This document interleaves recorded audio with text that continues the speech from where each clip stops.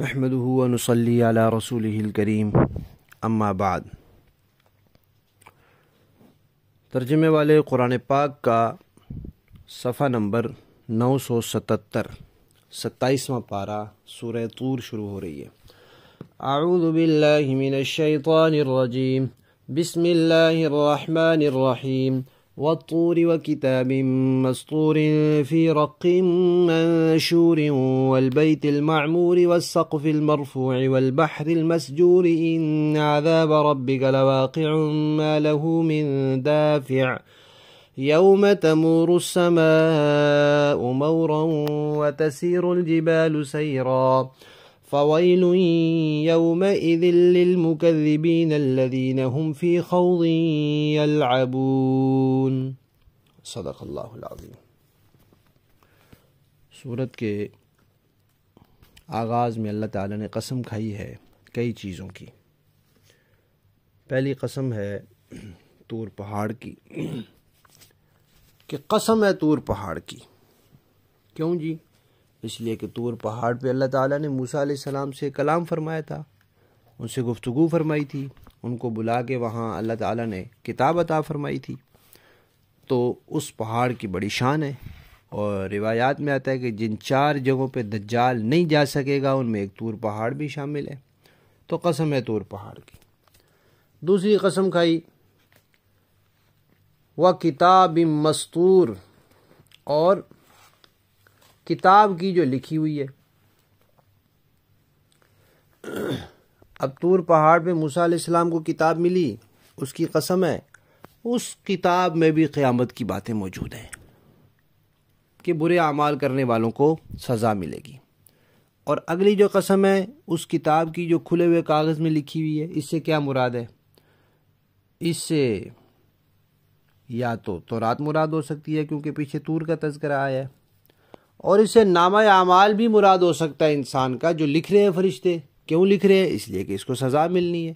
کب ملنی ہے؟ اس لیے کہ جب قیامت آئے گی تب ملنی ہے۔ اور اس سے لوح محفوظ بھی مراد ہو سکتا ہے کہ لوح محفوظ میں بھی یہ بات لکھی ہوئی ہے کہ قیامت نے آ کر رہنا ہے۔ تیسری آیت میں بات ہے فی رق منشور، کہ وہ کتاب جو لکھی ہوئی ہے کہاں لکھی ہوئی ہے؟ کھلے ہوئے ورقوں میں۔ یہاں لفظ رق آیا ہے۔ رق کہتے ہیں پتلی کھال کو۔ تو پہلے زمانے میں کاغذ بہت کم دستیاب تھا۔ اس وقت ایران جو ہے وہ بہت بڑی اس وقت کی ترقی یافتہ قوم تھی، اور جیسے آج کل امریکہ ہے، تو وہاں سے کاغذ آتا تھا اور مہنگا تھا اور کم دستیاب ہوتا تھا، تو لوگ زیادہ تر لکڑیوں پر، شانے کی ہڈیوں پر، پتوں پر، چمڑے پر لکھتے تھے۔ تو پتلی کھال کے اوپر لکھی ہوئی کتاب کی بات ہو رہی ہے کہ عام طور پہ اس کو لکھا جاتا ہے۔ تو مراد ورقہ، کاغذ، یا جو بھی چیز کاغذ کے قائم مقام ہو اس میں لکھی ہوئی کتاب کی قسم ہے۔ اب وہ چاہے لوح محفوظ ہو، چاہے نامہ اعمال ہو، چاہے تورات ہو جو طور پہاڑ پہ ملی تھی۔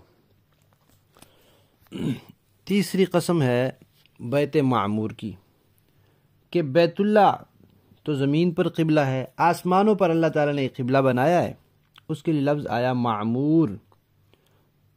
معمور کا مطلب آباد کیا ہوا، اس کا نام بھی بیت معمور ہے، اور آباد کیا ہوا گھر، کہ اللہ تعالیٰ نے اس کو عبادت سے آباد رکھا ہے۔ جب سے وہ بنا ہے ہر روز 70,000 فرشتے اس کا طواف کرتے ہیں، اور ان فرشتوں کی باری جو ایک دن کر لیتے ہیں ان کی باری قیامت تک دوبارہ نہیں آئے گی۔ اتنے فرشتے اللہ نے پیدا کیے اس کو آباد کرنے کے لیے، اس کی بھی قسم ہے۔ اب اس کی قسم کیوں کھائی؟ اس لیے کہ عالم بالا میں فرشتے اس کی عبادت کرتے ہیں، اس کی طرف رخ کر کے عبادت کرتے ہیں، جیسے یہاں دنیا میں انسان بیت اللہ کی طرف رخ کر کے نماز پڑھتے ہیں۔ اور یہ نماز کیوں پڑھتے ہیں، یہ عبادت کیوں کرتے ہیں؟ اللہ کا حکم ہے۔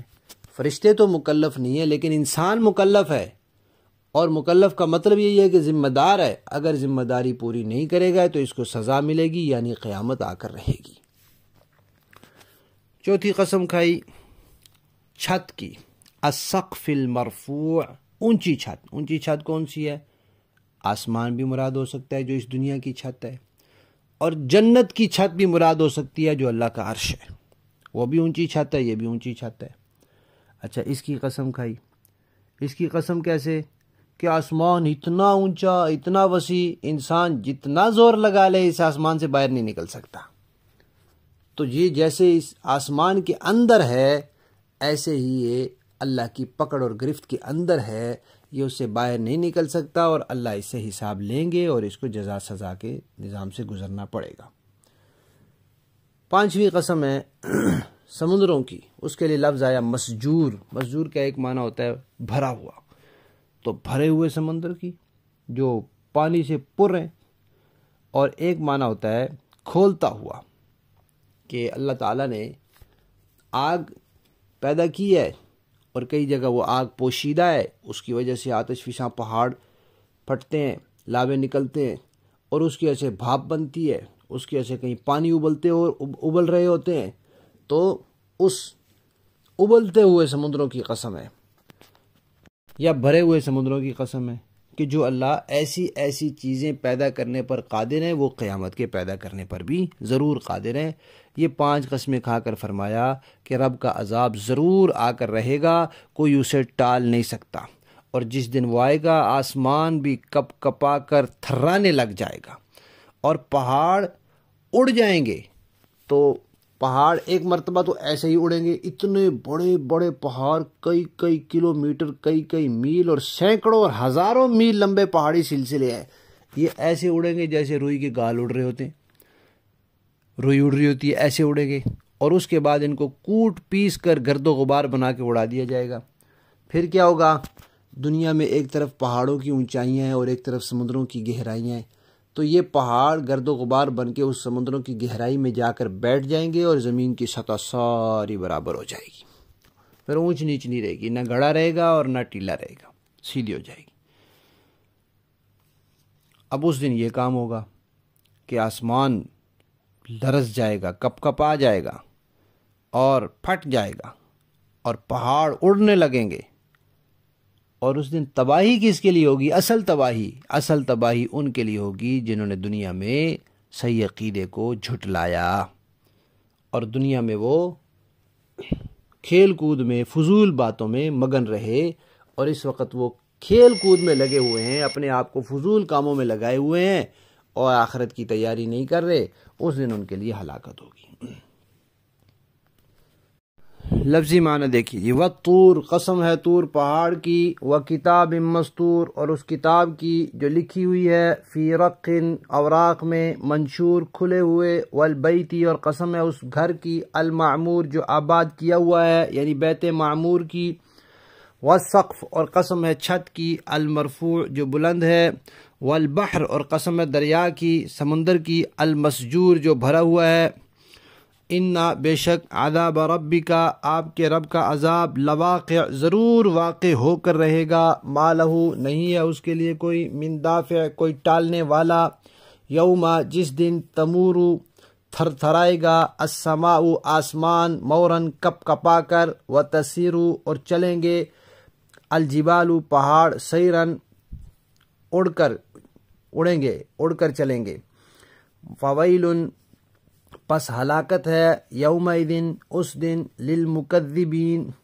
جھٹلانے والوں کے لیے، الذین، وہ جو، ہم جو لوگ، فی خوض، فضول باتوں میں، یلعبون، کھیل رہے ہیں۔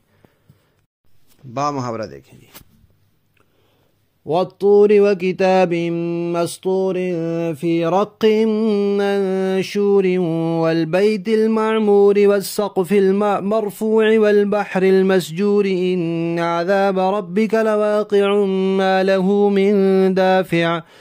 قسم ہے طور پہاڑ کی اور اس کتاب کی جو ایک کھلے ہوئے صحیفے میں لکھی ہوئی ہے، اور قسم ہے بیت معمور کی اور بلند کی ہوئی چھت کی اور بھرے ہوئے سمندر کی، کہ تمہارے پروردگار کا عذاب ضرور واقع ہونے والا ہے، کوئی نہیں ہے جو اسے روک سکے۔ یوم تمور السماء مورا وتسیر الجبال سیرا، جس دن آسمان تھر تھرا کر لرز اٹھے گا اور پہاڑ ہولناک طریقے سے چل پڑیں گے۔ فويل يومئذ للمكذبين الذين هم في خوض يلعبون، تو اس دن بڑی خرابی ہوگی ان کی جو حق کو جھٹلاتے ہیں، جو بیہودہ باتوں میں ڈوبے ہوئے کھیل رہے ہیں۔ صدق اللہ العظیم۔